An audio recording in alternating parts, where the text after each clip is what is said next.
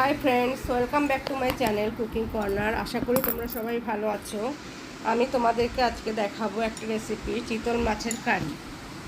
আমি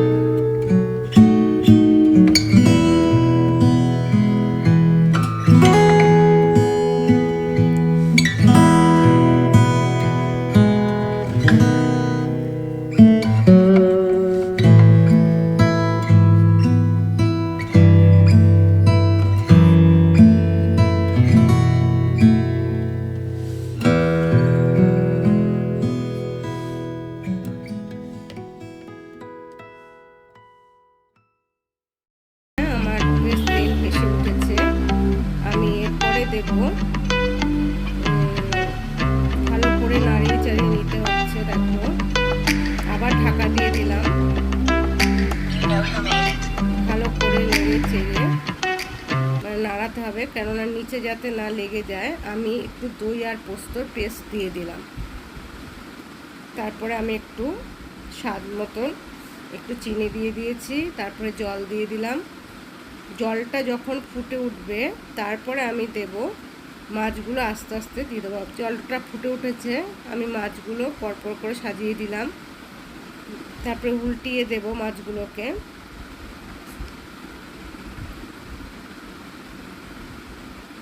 তারপরে আমি আবার ঢাকনা দিয়ে কিছুক্ষণ ঢেকে রাখবো 3-4 মিনিটের জন্য। আমি কাঁচা লঙ্কা দিয়ে দিচ্ছি।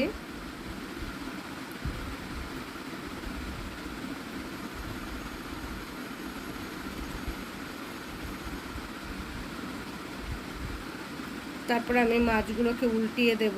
দেখো, আমি উল্টিয়ে দিচ্ছি। মাছগুলো উল্টানো হয়ে গেছে। তারপরে ঢাকনা দিয়ে ঢেকে রাখছি। ঢাকনা খুলে দেখব আমি যে হয়েছে কিনা।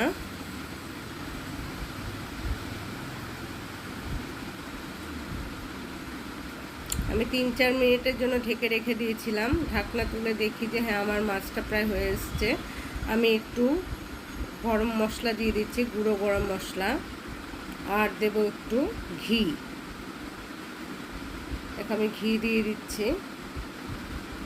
যদি রেসিপিটা তোমাদের ভালো লাগে অবশ্যই তোমরা ট্রাই করবে, লাইক, কমেন্ট এবং শেয়ার করবে। ধন্যবাদ।